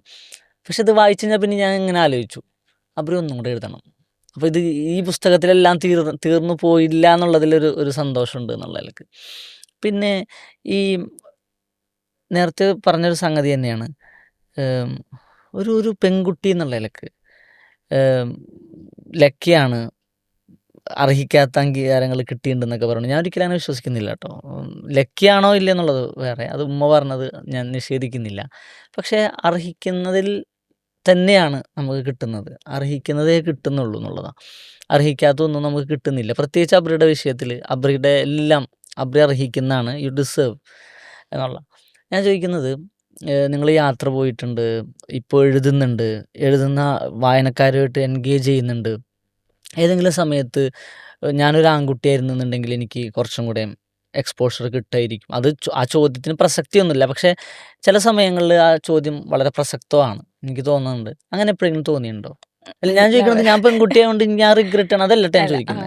ഞാൻ ചോദിക്കുന്നത് അതായത് പെൺകുട്ടി ആയതിൻ്റെ പേരിൽ ലിമിറ്റ് ചെയ്യപ്പെട്ടു, ഇത്രയൊക്കെ ആയിട്ടും ലിമിറ്റ് ചെയ്യപ്പെടുന്നു എന്ന് തോന്നുന്നുണ്ടോ? ഇല്ല, ഞാൻ എൻ്റെ വുമൺഹുഡിനെ ഭയങ്കര ചെറിഷ് ചെയ്യുന്ന ഒരാളാണ്. എനിക്ക് ഇപ്പം നമ്മൾ പറയില്ലേ, എനിക്ക് 7 ജന്മം ഉണ്ടെങ്കിൽ ഇതായാൽ മതി എന്ന് പറയുന്ന പോലെ എനിക്ക് എപ്പോഴും പെൺകുട്ടിയായിട്ട് നിന്നാൽ മതി. അപ്പം എനിക്ക് എൻ്റെ സ്വത്വത്തിൽ ഞാൻ ഭയങ്കര ഹാപ്പി ആൻഡ് സാറ്റിസ്ഫൈഡ് ആണ്. അപ്പം ഒരിക്കലും ഒരു ആൺകുട്ടി ആവണമെന്ന് ഞാൻ ആഗ്രഹിച്ചിട്ടില്ല അറ്റ് എനി സെൻസ്. അല്ലെങ്കിൽ അത് ഏത് സിറ്റുവേഷനിലും ഞാൻ അത് ചെയ്തിട്ടില്ല. പിന്നെ എനിക്ക് തോന്നുന്നു ഒന്നാമത് എൻ്റെ പാരൻസ് ഭയങ്കര ഗുഡ് ആയിരുന്നു. അവർ എന്നെ അങ്ങനെ നമ്മൾ റേസ് ചെയ്യുന്ന, അല്ലെങ്കിൽ ഇപ്പം ഏതൊരു സിറ്റുവേഷനിലായാലും ഇപ്പം നമ്മൾ പറയില്ലേ ഓനെ വിട്ടല്ലോ. ഇപ്പം ഒരു ബ്രദർ ആൻഡ് സിസ്റ്റർ ഉള്ള ഫാമിലിയിൽ നമ്മൾ അധികം കേൾക്കുന്ന ഒരു സാധനം, ഓനെ വിടണ്ടല്ലോ, എന്താ എന്നെ വിടാത്തെ, ഓൻ രാത്രി 12 മണിക്കാണല്ലോ കേരള, എന്താ എന്നെ അങ്ങനെ വിടാത്തത്, അങ്ങനത്തെ കുറേ സാധനങ്ങളുണ്ട്. പിന്നെ ഇപ്പം ഒരാൺകുട്ടിയാണെങ്കിൽ ഒരു ടൂർ പോകണമെങ്കിൽ ഓൻ വീട്ടിൽ പറഞ്ഞാൽ മതി, ഞാൻ അന്ന് രാത്രി വരൂലട്ടാ, അല്ലെങ്കിൽ ഞാൻ മൂന്നാറിൽ പോവാണ് കേട്ടാ, അതെ ഞാൻ ഡൽഹി പോവാണ് കേട്ടാ, അങ്ങനെ പറഞ്ഞാൽ മതി. പക്ഷെ പെൺകുട്ടികളാകുമ്പം ഭയങ്കര ചിലപ്പോൾ നമ്മളുടെ നാട്ടിൽ പേരൻസിന് കെയറിങ് ഉണ്ടോ, സ്നേഹം കൂടുതലും ഉണ്ടോ, അല്ലെങ്കിൽ നമ്മളുടെ നാട്ടിലത്തെ സൊസൈറ്റിയുടെ എന്താ പറയുക, നമ്മൾക്കുണ്ടാവില്ല ഒരു കോൺഷ്യസ്നെസ്. പെൺകുട്ടികളാകുമ്പോൾ അവർക്ക് സേഫ്റ്റി കൺസേൺസ്, നമ്മളതിന് കുറ്റം പറയുകയല്ല, പക്ഷെ എന്നാൽ പോലും പെൺകുട്ടികൾ അങ്ങനെ വിചാരിക്കലുണ്ട്, ആൺകുട്ടി ആയിരുന്നെങ്കിൽ, അല്ലെങ്കിൽ എൻ്റെ ബ്രദറിനെ പോലെ ആയിരുന്നെങ്കിൽ എന്ന് എപ്പോഴും വിചാരിക്കലുണ്ട്. പക്ഷെ എനിക്ക് എപ്പോഴും തോന്നിയിട്ടുള്ള, ഇപ്പം എൻ്റെ വീട്ടിൽ ഞാനും എൻ്റെ അനിയത്തിയോ, പക്ഷെ ഉമ്മ എപ്പോഴും പറയും ഒരു ആൺകുട്ടിയാണെങ്കിലും ഞാൻ ഇങ്ങനെ വളർത്തുള്ളൂ, അത് നിങ്ങൾക്ക് എന്തൊക്കെ തന്നിട്ടുണ്ടോ ആൺകുട്ടിയാണെങ്കിലും അതേ കൊടുക്കുകയുള്ളൂ, നിങ്ങൾക്ക് എന്തൊക്കെ നിങ്ങൾ എന്തിനൊക്കെ ലിമിറ്റ് ചെയ്തിട്ടുണ്ടോ ഓനെ ഞാൻ അങ്ങനെ ഇരുന്ന് ലിമിറ്റ് ചെയ്തിട്ടുണ്ടാവും. എന്നിട്ട് ഉമ്മ ഇങ്ങനെ ലാസ്റ്റ് നമ്മൾ NB എന്ന് പറഞ്ഞിട്ട് ഇങ്ങനെ പറയും. അതിപ്പോൾ ഈ ആൺകുട്ടി ഇല്ലാത്തത് കൊണ്ട് പറയല്ല, ആൺകുട്ടിയാണെങ്കിലും ഞാൻ അങ്ങനെ ചെയ്യൂ എന്നുള്ളൊരു സാധനം ഉണ്ട്. അപ്പം അതൊരു വലിയ പ്രിവിലേജ് ആയിട്ട് എനിക്ക് തോന്നിയിട്ടുണ്ട്. അപ്പം ഒരിക്കൽ പോലും ഞാൻ പെൺകുട്ടി ആയതുകൊണ്ട് എന്നെ എന്തിനെങ്കിലും ലിമിറ്റ് ചെയ്തു എന്ന് എനിക്ക് തോന്നിയിട്ടില്ല. ഇപ്പോഴും ഞാൻ ഇല്ല. ഇപ്പോഴെന്ന് വെച്ചാൽ നമ്മൾ കോൺഷ്യസ് ആയി, നമ്മൾ എന്തൊക്കെ ചെയ്യണം, അല്ലെങ്കിൽ എന്തൊക്കെയാണ് നമ്മളുടെ റൈറ്റ്സ് എന്നുള്ളതിനെ പറ്റി നമ്മളിപ്പോൾ കോൺഷ്യസ് ആയി. നമ്മൾ ചെറിയ പ്രായത്തിൽ നമ്മൾ അത്ര കോൺഷ്യസ് അല്ല, അല്ലെങ്കിൽ എന്താ പറയുക, നമുക്കത് ചോദിച്ച് വാങ്ങാനുള്ള സ്പേസ് ഉണ്ടായിരുന്നില്ല. അതെന്താ എന്നെ വിടാത്തെ, പെൺകുട്ടി ആയാൽ എന്താ പ്രശ്നമൊന്നും ഒരു പെൺകുട്ടി ഒരു 10ാം ക്ലാസ്സിൽ പഠിക്കുമ്പോഴൊന്നും ചോദിക്കൂല. നമ്മളൊരു കോളേജ് കാലഘട്ടമൊക്കെ കഴിഞ്ഞിട്ടാണ് അധികം ആളുകളും കോൺഷ്യസ് ആവാം, നമുക്ക് ഇന്ന റൈറ്റ്സ് അല്ല, നമ്മൾ ഒരുപോലെയാണ്, ഈക്വലാണ് എന്നൊക്കെ തോന്നാം. പക്ഷെ ഇപ്പം ഞാൻ കോൺഷ്യസ് ആണ്, അപ്പം എനിക്കറിയാം. ഞാൻ കോൺഷ്യസ് അല്ലാത്ത കാലത്ത് എൻ്റെ പാരൻസ് എന്നെ ഒരു പെൺകുട്ടി എന്നുള്ള രീതിയിൽ ഒരു തരത്തിലും ലിമിറ്റ് ചെയ്തിട്ടില്ല. നമ്മൾ ആലോചിക്കുമ്പം ഞാൻ ഭയങ്കര സാറ്റിസ്ഫൈഡ് ആയിട്ടുള്ളൊരു ചൈൽഡ്ഹുഡായിരുന്നു എനിക്ക്. അപ്പം അതുകൊണ്ട് തന്നെ ലൈഫിൻ്റെ ഒരു ഘട്ടത്തിൽ പോലും ആൺകുട്ടി ആയിരുന്നെങ്കിൽ എനിക്ക്, അത് ആൺകുട്ടികൾ മോശമായിട്ടല്ല, പക്ഷെ എനിക്ക് എൻ്റെ വുമൺഹുഡിൽ ഞാൻ ഭയങ്കര ഹാപ്പി, പ്രൗഡ് ആൻഡ് സാറ്റിസ്ഫൈഡ് ആണ്. അപ്പം എനിക്ക് തോന്നുന്നു ആൺകുട്ടി ആയിരുന്നെങ്കിൽ ചിലപ്പോൾ ഒരുപക്ഷെ എനിക്ക് ഇത്രയും ചെയ്യാൻ പറ്റൂലായിരുന്നു, അല്ലെങ്കിൽ ഒരുപക്ഷെ എനിക്ക് ഇങ്ങനെ ആവാൻ പറ്റൂലായിരുന്നു എന്ന് ഞാൻ വിചാരിക്കും. സോ അതെ, ഈ എൻ്റെ ഉമ്മച്ചി വളരെ സാധാരണ കുടുംബത്തിൽ ഉള്ളൊരു സ്ത്രീയായിരുന്നു. എൻ്റെ ഉപ്പച്ചിക്കാണെങ്കിൽ ചെറുപ്പം മുതലേ രോഗങ്ങളാണ്. അപ്പോൾ എങ്ങോട്ടെങ്കിലും ഒരു ദൂരയാത്ര പോകാമെന്ന് പറഞ്ഞാൽ പോലും എളുപ്പമായിരുന്നില്ല. കാരണം ആസ്മ രോഗിയാണ് എൻ്റെ ഉപ്പച്ചി, ഒരുപാട് യാത്ര ചെയ്യാനൊന്നും കഴിയില്ല. പോകെ പോകെ മൂപ്പരുടെ ആരോഗ്യം വളരെ വഷളായിക്കൊണ്ടിരുന്നു. എന്നാലും ഞാൻ കോളേജിൽ പഠിക്കുന്ന സമയത്തൊന്നും രണ്ടൊരു ഉംറക്ക് പോകാൻ വേണ്ടി തീരുമാനിച്ചു. അന്ന് ഉംറക്ക് വേണ്ടി പോകാൻ വേണ്ടി ഇവരിങ്ങനെ കാശൊക്കെ കൂട്ടി വെച്ച് ഉംറ പോകാൻ വേണ്ടി ഏകദേശം റെഡിയായ സമയത്ത് എൻ്റെ ഉപ്പച്ചിക്ക് വലിയ രോഗം വരികയാണ്, സ്ട്രോക്ക് വരികയാണ്. അങ്ങനെ അപ്പം ഞാൻ അങ്ങനെ നോക്കുമ്പോൾ തൃശ്ശൂർ ജൂബിലിയിലാണ് ഉപ്പച്ചി അഡ്മിറ്റ് ആവുന്നത്. ഞാൻ അങ്ങനെ മനസ്സിലാക്കി ഇവർ ഈ ഉംറക്ക് പോകാൻ വെച്ച കാശൊക്കെ ഇവിടെ തീർന്നിട്ടുണ്ടെന്ന്. അപ്പം ഞാൻ ഉമ്മച്ചിനോട് ഇങ്ങനെ ചോദിച്ച്, ഉമ്മച്ചി നിങ്ങൾ ഉംറക്ക് പോകാൻ ഒരുപാട് ആഗ്രഹിച്ചാണ്, നിങ്ങൾ ഉംറക്ക് പോകാൻ വെച്ച കാശൊക്കെ ഇങ്ങനെ തീർന്നു. അപ്പം ഉമ്മച്ചിനോട് പറഞ്ഞു, എൻ്റെ ഉംറയാണ് നിങ്ങൾ ഉപ്പച്ചി. അപ്പം ഞാൻ ആലോചിച്ചു, ഞാൻ ഇത്രയും പ്രണയാർദ്രമായ ഒരു സംഗതി വേറെ കേട്ടിട്ടില്ല. ഒന്നുമില്ല, വളരെ പരിമിതമായ വായനകളേ ഉള്ളൂ, പിന്നെ പരിമിതമായ വിഷ്വൽ എക്സ്പോഷറേ ഉള്ളൂ, യാത്രകൾ ചെയ്തിട്ടില്ല. പക്ഷെ ഒരു മനുഷ്യൻ്റെ ഉള്ളിലുള്ള ഒരു സംഗതികളുണ്ടല്ലോ, അതൊക്കെ കഴിഞ്ഞ് ഉപ്പച്ചിയുടെ വിയോഗം കഴിഞ്ഞ് കുറേ കാലത്തിനിപ്പുറം ഇപ്പം ഉമ്മച്ചി വർഷത്തിലൊരിക്കലും ഒരു ഇൻ്റർനാഷണൽ ട്രിപ്പൊക്കെ പോകണം അങ്ങനെ ആഗ്രഹിക്കുന്നു. അപ്പോൾ ഇങ്ങനെ ഉംറക്ക് പോയതിന് ശേഷം ഇപ്പം കഴിഞ്ഞ ദിവസം ഈജിപ്തിൽ പോയി. ഞാൻ അങ്ങനെ ആലോചിക്കുമായിരുന്നു, നമ്മൾ ഈജിപ്തിൽ പോകുമ്പോൾ ഉമ്മച്ചി എനിക്ക് മെസ്സേജ് അയക്കണം, മോനെ ഇന്ന് രാവിലെ തന്നെ ഞങ്ങൾ കുറേ സ്ഥലത്തൊക്കെ പോയി, കുറേ സിയാറത്തൊക്കെ ചെയ്ത്, പിന്നെ എന്താണ് പിരമിഡാ എന്താണ്ടൊക്കെ കാണാൻ പോയി. അപ്പോൾ ഞാൻ അങ്ങനെ ആലോചിച്ചു, ഓരോ ആളുകളും പോയിട്ട് എന്തൊക്കെയാണ് കാണുന്നത്. അപ്പോൾ യാത്ര ചെയ്യാൻ ഭയങ്കര ഇഷ്ടമാണ്. അപ്പോൾ എന്നോട് പറയുന്നുണ്ട്, ഞങ്ങൾ കുറച്ച് പെണ്ണുങ്ങൾ കൂട്ടിയിട്ട് അടുത്ത മാസം ഭീമാപള്ളി പോകുന്നുണ്ട്. അപ്പോൾ ഞാൻ പറഞ്ഞു, ആരാണ്? ഇല്ല, എന്നെപ്പോലത്തെ കുറച്ച് ആൾക്കാർ. അപ്പോൾ ഒരു ബസ്സൊക്കെ സംഘടിപ്പിച്ചിട്ടൊരു ഭീമാപള്ളി പോകണം. അതിന് മുമ്പത്തെ ദിവസം നോളജ് സിറ്റിയൊക്കെ പോയി കണ്ടു. അവരിങ്ങനെ സിയാറത്തൊക്കെയാണ് മെയിൻ. അപ്പോൾ ഒരു പിന്നെ ഈജിപ്തിൽ കുറേ സ്ഥലങ്ങളിൽ പോകുന്നു, പിന്നെ മക്കത്തും മദീനത്തും പോകുന്നു. അപ്പോൾ ആദ്യം ഈജിപ്തിലേക്കാണ് പോണത്. അപ്പോൾ ഈജിപ്റ്റ് നെയിൽ നദി, അത് ബോട്ട് ഒന്നും വേണ്ട, വേഗം മദീനത്തേക്ക് എത്തിയാൽ മതി, അങ്ങനെയൊക്കെ കരുതുന്ന ആളുകൾ. അപ്പോൾ ഞാൻ അങ്ങനെ ആലോചിക്കുമായിരുന്നു, ഇനിയിപ്പോൾ അടുത്തവർക്ക് താല്പര്യം മൊറോക്കോയിൽ പോകണം എന്നൊക്കെ പറയുന്നുണ്ട്. അപ്പോൾ ഞാൻ അങ്ങനെ ആലോചിച്ചു, നമ്മൾ അവരെ അങ്ങനെ അവരാഗ്രഹങ്ങൾ ഇതാക്കാം. പക്ഷെ പലരും പല രീതിയിലാണല്ലോ യാത്ര കാണുന്നത്. ഞാനിപ്പോൾ നമ്മുടെ കാര്യം പറയാൻ കാരണം, എനിക്ക് ഈ ഒരു യാത്ര ചെയ്യാൻ ആഗ്രഹിക്കുന്ന ഒരുപാട് ആൾക്കാർ നമ്മുടെ ഇടയിലുണ്ടെന്നുള്ള കാര്യം റിമൈൻഡ് ചെയ്യാൻ കൂടിയാണ് ഒന്ന്. രണ്ടാമത്തെ കാര്യം, നമ്മൾ യാത്ര പോകുന്ന സമയത്ത് പലതും കാണുന്നുണ്ട്. ഞാൻ വീണ്ടും യാത്രയിലേക്ക് വരുന്നതെന്ന് വെച്ചിട്ടുണ്ടെങ്കിൽ, എനിക്ക് പലപ്പോഴും തോന്നിയിട്ടുണ്ട് യാത്ര അബ്രീനെ ഭയങ്കരമായിട്ട് രൂപപ്പെടുത്തിയിട്ടുണ്ട് എന്നുള്ളതുകൊണ്ടാണ്. അബ്രി എന്താ യാത്രയിൽ പോകുമ്പോൾ നോക്കുന്നത്, എന്താ കാണുന്നത്? എൻ്റെ ആദ്യത്തെ യാത്ര എനിക്ക് ഭയങ്കര ഓക്കെ ആയിരുന്നെങ്കിലും എൻ്റെ ചുറ്റിലുള്ള ആൾക്കാർക്ക് അതൊട്ടും ഓക്കെ ആയിരുന്നില്ല. അപ്പം ഞാൻ ആദ്യമായിട്ട് യാത്ര പോയപ്പം 11 ആൺകുട്ടികളായിരുന്നു. ഭയങ്കര അൺഎക്സ്പെക്റ്റഡ് ആയിട്ട് സംഭവിച്ചതാണ്. ഞാൻ ഗേൾസിനോടെല്ലാം ചോദിച്ചു. അപ്പം അവരൊക്കെ വീട്ടിൽ വിളിച്ച് ചോദിച്ചപ്പോൾ സമ്മതിച്ചില്ല. ഞാൻ ഡൽഹിയിൽ വന്നിട്ട് ഞാൻ വരുന്നത് എനിക്ക് തോന്നുന്നു ഓഗസ്റ്റിലാണ് ജാമ്യയിൽ ക്ലാസ് തുടങ്ങുന്നത്. ഒക്ടോബറിലാണ് ആദ്യമായിട്ട് ഡൽഹൌസിയിൽ പോകുന്നത്. അപ്പം എല്ലാവരും ഒന്ന് വരുന്നതേ ഉള്ളൂ, അതിലേക്കൊന്ന് സെറ്റ് ആയിട്ട് വരുന്നതേ ഉള്ളൂ. അപ്പം ഗേൾസിനോട് ചോദിച്ചപ്പോൾ ഓരൊക്കെ വിളിച്ച് ചോദിക്കുമ്പം സമ്മതിക്കുന്നില്ല. അപ്പം എനിക്ക് തോന്നുന്നു ഇതിൽ സുലു എന്ന് പറഞ്ഞ ക്യാരക്ടർ ആമി മണാലിയിൽ പോകുമ്പം സുലുവിനെ അങ്ങനെ കെട്ടിപ്പിടിക്കുന്നുണ്ട്, നീ വന്നിരുന്നെങ്കിൽ ഭയങ്കര അടിപൊളി ആവുമായിരുന്നു പറഞ്ഞിട്ട്. അപ്പോൾ സുലു ഇങ്ങനെ പറയുന്നുണ്ട്, അടുത്ത പ്രാവശ്യം എന്തായാലും ഇക്കാക്കയുടെ സമ്മതം വാങ്ങിയിട്ട് ഞാൻ വരുന്നു. അത് ശരിക്കും ഞാൻ കണ്ടിട്ടുള്ള കുറേ ആൾക്കാരാണ്, ഇക്കാക്കാടെയും ഉപ്പാടെയും ഉമ്മാടൊക്കെ സമ്മതം കിട്ടാണ്ട് ഭയങ്കര ആഗ്രഹിച്ച യാത്രകൾ ക്യാൻസൽ ചെയ്യേണ്ടി വന്നിട്ടുള്ള കുറേ ആൾക്കാരുണ്ട്. അപ്പം ഞാൻ പോയപ്പോൾ എനിക്ക് ഭയങ്കര ഓക്കെ ആയിരുന്നു. അപ്പം ശരിക്കും പറഞ്ഞാൽ ഞാൻ അത്ര കംഫർട്ടബിൾ ആയിട്ടുള്ള ഒരാളല്ല, അറിയാത്ത ആൾക്കാരായിട്ട്. എനിക്ക് ഒരാളെ കംഫർട്ടബിൾ ആവാൻ ഒരുപാട് ടൈം എടുക്കും. ബട്ട് സ്റ്റിൽ എനിക്ക് ആ യാത്ര ഭയങ്കര മെമ്മറബിൾ ആയിരുന്നു. ആദ്യമായിട്ട് മഞ്ഞ് കാണുന്നു, അങ്ങനത്തെ കുറേ സംഗതികളുണ്ടല്ലോ, നമ്മൾ എക്സൈറ്റിങ് പാർട്സ് ഉണ്ടല്ലോ, അതെല്ലാം കിട്ടിയ യാത്ര. പക്ഷെ ഞാൻ തിരിച്ച് വന്ന് സ്റ്റോറിയൊക്കെ ഇട്ട് ആ ഒരു ഇതിൽ പിന്നെ ഫുൾ ആൾക്കാർ വിളിച്ച് ചീത്തറിയും, ഇങ്ങനെ 11 ആൺകുട്ടികളുടെ കൂടെ പോവുക, അവരൊക്കെ അറിയോ, അവരെന്തെങ്കിലും ചെയ്താലോ, അല്ലെങ്കിൽ എന്ത് ധൈര്യത്തിലാണ് പോയത്. അപ്പം അതുവരെ എനിക്ക് ജാമ്യയിൽ അഡ്മിഷൻ കിട്ടിയതിൽ സന്തോഷിച്ചിട്ടോ പ്രൗഡായിട്ടോ ഒന്നും എന്നെ വിളിച്ച് അഭിനന്ദിക്കുകയോ പോലും ചെയ്യാത്ത ആൾക്കാരാണ് നമ്മളെ വിളിച്ച് ഈ കൺസേൺസ് എല്ലാം അറിയിക്കുന്നത് എന്നുള്ളത് ഭയങ്കര ഒരു ആക്ഷേപഹാസ്യമാണല്ലോ. അപ്പം ഞാൻ പറഞ്ഞു, ഇല്ല കുഴപ്പമില്ല, എനിക്കൊക്കെ ആയിരുന്നു എന്നൊക്കെ പറഞ്ഞു. പക്ഷെ ഇവർ ഭയങ്കര ദേഷ്യപ്പെടുന്നു, ഭയങ്കര കുറേ ആങ്ങളമാരൊക്കെ, അതുവരെ എനിക്കില്ല, ഇങ്ങനത്തെ ബ്രദേഴ്സ് ഇല്ല, അല്ലെങ്കിൽ ഇങ്ങനത്തെ ഫ്രണ്ട്സ് ഒന്നും ഇല്ല. പെട്ടെന്ന് അപ്പം ഞാൻ ഉമ്മാനെ വിളിച്ചിട്ട് ഇങ്ങനെ പറഞ്ഞു, ഉമ്മ ഇവരൊക്കെ ചീത്ത പറഞ്ഞു എന്നൊക്കെ പറഞ്ഞപ്പോൾ ഉമ്മ പറഞ്ഞേ, ഈ ഹാപ്പി എടുത്തില്ലേ, പിന്നെന്താ കുഴപ്പം, ഞങ്ങൾക്ക് കുഴപ്പമൊന്നുമില്ല, അത്ര പറഞ്ഞിട്ടുള്ളൂ. അപ്പം അതെനിക്ക് ഭയങ്കര ഓക്കെ ആയിരുന്നു പേഴ്സണലി. അപ്പം അതിനുശേഷം യാത്രയൊക്കെ പോകുന്നു. അപ്പം ഞാൻ യാത്രകൾ പോകുമ്പോൾ എനിക്ക് എല്ലാ സ്ഥലവും കാണണമെന്നൊന്നുമില്ല. അപ്പം ബെന്യാമിന് അടുത്തിടെ ഏതോ ഒരു ഇതിൽ പറയുന്ന കേട്ടു, നമുക്ക് ഭയങ്കര ഇതാണ്, നമ്മളൊരു സ്ഥലത്ത് പോയാൽ നമുക്ക് എല്ലാ സ്ഥലങ്ങളും കാണണം അവിടുത്തെ. അല്ലെങ്കിൽ നമ്മൾ തിരിച്ചു വരുമ്പോൾ ആൾക്കാർ ചോദിക്കും, അയ്യോ അവിടെ പോയില്ലേ, അവിടെ പോവേണ്ട സ്ഥലമായിരുന്നു കേട്ടോ, മിസ്സായല്ലോ, ഇത്ര ദൂരെ പോയിട്ട് അവിടെ പോകാൻ പറ്റിയില്ല, അയ്യോ ഇവിടെ പോയില്ലേ. അപ്പം ഈ ചോദ്യങ്ങൾ അവോയ്ഡ് ചെയ്യാൻ വേണ്ടിയിട്ട് നമ്മളിങ്ങനെ ഓടുകയാണ് ഒരു സ്ഥലത്ത് നിന്ന് അടുത്ത സ്ഥലത്തേക്ക്. ഈ സ്ഥലം കാണൂല, നമ്മൾ അവിടെ എൻജോയ് ചെയ്യൂല, അവിടെ ഒരു ടൈം കിട്ടൂല, നമ്മൾ മൊത്തത്തിൽ ടയേർഡാവും. ശരിക്കും ഞാൻ ഈ അടുത്ത് തായ്ലൻഡിൽ പോയി ചോദിച്ചാൽ, ഞാൻ അധികം സ്ഥലത്തൊന്നും പോയിട്ടില്ല. ഇപ്പം ബാങ്കോക്കിൽ എവിടെ പോയിച്ചാൽ ഞാൻ അധികം ഒന്നും പോയിട്ടില്ല. പക്ഷെ എന്നാൽ പോലും നമുക്ക് അവിടെ കിട്ടിയിട്ടുള്ള കുറേ എക്സ്പീരിയൻസ് ഉണ്ടാവും. അങ്ങനത്തെ സംഗതികളൊക്കെ നമ്മളവിടെ കുറേ ആൾക്കാരോട്, അവിടെ ആർക്കും അങ്ങനെ ഇംഗ്ലീഷൊന്നും അറിയില്ല, എന്നാൽ പോലും നമ്മൾ ഈ ഗൂഗിൾ ട്രാൻസ്ലേറ്റ് എല്ലാം വെച്ച് വർത്താനം പറഞ്ഞ ആൾക്കാരുണ്ട്. അപ്പം അങ്ങനത്തെ കുറച്ച് സാധനം. അപ്പം എന്നെ സംബന്ധിച്ച് എനിക്കിപ്പം അയ്യോ ആ സ്ഥലം മിസ്സായല്ലോ എന്നുള്ള വിഷമം ഒരിക്കലും ഉണ്ടാവില്ല.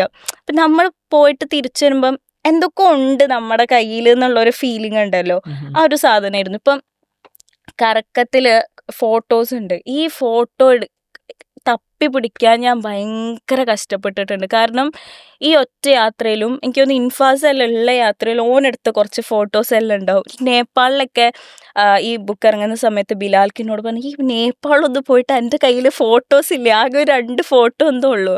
അപ്പോൾ ആ സമയത്ത് ഞാൻ ഫോട്ടോസ് പോലും എടുക്കലുണ്ടായിരുന്നില്ല. നമ്മളതിലിങ്ങനെ ഒരു രസത്തിൽ ഇങ്ങനെ അങ്ങനെ പോകുന്നു എന്നുള്ള കരുതിയിരുന്നല്ലോ ആ അല്ലേ?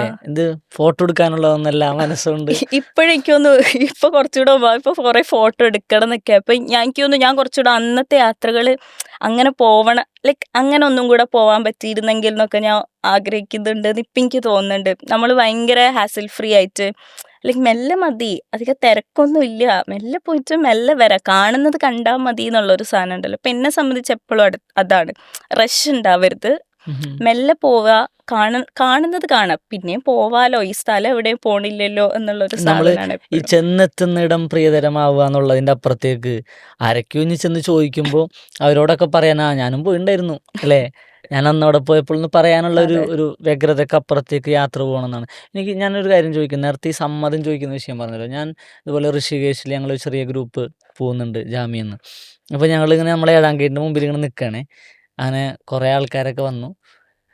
അപ്പോൾ വന്ന ആൾക്കാരൊക്കെ ഇഞ്ഞാരാ വരാനുള്ളത് എന്നുള്ള നിലക്കാണ്. അപ്പോൾ നമ്മുടെ ഞങ്ങളുടെ ബാച്ചിലുണ്ടായിരുന്ന ഒരു ആള്, അപ്പോൾ അവളുടെ കല്യാണം കഴിഞ്ഞിട്ടുണ്ട്. അപ്പോൾ അവൾ വന്നപ്പോൾ ഈ കല്യാണം കഴിയാത്ത പെൺകുട്ടികളുണ്ട് ഗ്രൂപ്പിൽ. അവർ പറഞ്ഞു ആ താക്കിന് സുഖല്ലേ, കല്യാണം കഴിഞ്ഞുകൊണ്ട് ഇനി സമ്മതം കിട്ടില്ല. അപ്പോൾ ഈ കുട്ടികളോടൊക്കെ എന്താ പറഞ്ഞിട്ടുള്ളത്, ഇപ്പം യാത്ര ഒന്നും പോകണ്ട, കല്യാണം കഴിഞ്ഞിട്ട് ചെക്കൻ്റെ കൂടെ പോവാന്നുള്ളതാണല്ലോ. അപ്പോൾ അവൾ ഞാൻ ആദ്യമായിട്ടാണ് അങ്ങനെ ഒരു പേഴ്സ്പെക്റ്റീവ് ആണ്. അപ്പോൾ അവൾ എന്നോട് പറയണേ എന്നാ ഇതൊക്കെ വെറുതെ, ആദ്യം ഉമ്മാനോട് പണം ചോദിച്ചാൽ മതിയെന്ന്, ഇപ്പൊ 2 വീട്ടിലും സമ്മതം ചോദിക്കണം, ഉമ്മാനോട് പണം ചോദിക്കണം, ഇൻലോസിനോടും സമ്മതം ചോദിക്കണം, എന്നിട്ട് വേണം ഈ സമ്മതമൊക്കെ അഗ്രിഗേറ്റ് ചെയ്തിട്ട് പോണ്ടേ എന്നുള്ള സാധനമാണെന്ന് പറഞ്ഞു. അപ്പം ഞാൻ ഭയങ്കര അതിശയിച്ചു ഒരു സംഗതി. ഞാൻ വേറൊരു കാര്യം ചോദിക്കാൻ വന്നതാണ്. ഇപ്പം നേരത്തെ പറഞ്ഞില്ലേ ഈ പോകുന്ന സ്ഥലങ്ങളിൽ ഫോട്ടോ എടുക്കുക. അബ്രി എനിക്ക് തോന്നുന്നു നമ്മൾ സാക്കിർ നായറിൽ ചായക്കടയിൽ നിന്നിട്ട് ഇതിനെക്കുറിച്ച് ചർച്ച ചെയ്യുന്നുണ്ട് ഒരിക്കലും. അതായത് നമ്മൾ കാണുന്ന കാഴ്ചകളൊക്കെ നമ്മളിങ്ങനെ മനസ്സിലിങ്ങനെ പതിക്കുക, അതായിരുന്നല്ലോ ആദ്യമൊക്കെ യാത്ര. ഇപ്പോൾ യാത്രയുടെ രീതി മാറി. ഇൻസ്റ്റഗ്രാം അത് ഞാൻ ചോദിക്കണേ, ഇൻസ്റ്റഗ്രാം വന്നു, ഇൻസ്റ്റഗ്രാമിൽ വളരെ ആക്റ്റീവാണ് അബ്രി. ഇൻസ്റ്റഗ്രാമിൽ ഒരുപാട് ആളുകൾ അബ്രി ഒരു യാത്ര ചെയ്താൽ, ഇപ്പം അബ്രി ഒരു യാത്ര ചെയ്താൽ, യാത്ര പോയിന്ന് തൻ്റെ ഫോളോവേഴ്സ് അറിഞ്ഞാൽ അവർ ഉറപ്പായിട്ട് എക്സ്പെക്ട് ചെയ്തിരിക്കുന്നു നമുക്കറിയാം. എന്ത് അവിടെ പോയ അനുഭവങ്ങൾ എന്താണെന്ന് അറിയാൻ. അതൊരു ഭാരമായിട്ട് തോന്നാറുണ്ടോ എപ്പോഴെങ്കിലും? ഞാനിനി എന്തെങ്കിലും എഴുതണമെന്ന് അങ്ങനെ നിർബന്ധിപ്പിക്കുക. ഞാനതൊരു നെഗറ്റീവായിട്ട് പറയല്ല കേട്ടോ, നമുക്കതൊരു മോട്ടിവേഷൻ പല രൂപത്തിലാണ്. ഇപ്പോൾ ഞാൻ എഴുതി തുടങ്ങുന്ന സമയത്ത്, ഞാൻ കോളേജിൽ പഠിക്കുന്ന സമയത്ത് ഞാൻ എഴുതി തുടങ്ങി പൈസക്ക് വേണ്ടിയിട്ടാണ്. ഞാൻ പലയിടത്തും പറഞ്ഞിട്ടുണ്ട്, ഞാൻ കാശിന് വേണ്ടിയിട്ട്, എനിക്ക് പോക്കറ്റ് മണിയുടെ ആവശ്യം ഉണ്ടായിരുന്നു. ഞാൻ ആദ്യമായിട്ട് ലേഖനം എഴുതിയിട്ട് അത് ലേഖനം അടിച്ചു തരുന്നത് എൻ്റെ ഒരു സീനിയറിൻ്റെ പേരിലാണ്. കാരണം അവനക്ക് കിട്ടിയ വർക്ക് അവൻ എനിക്ക് ഡൈവേർട്ട് ചെയ്തതാണ്.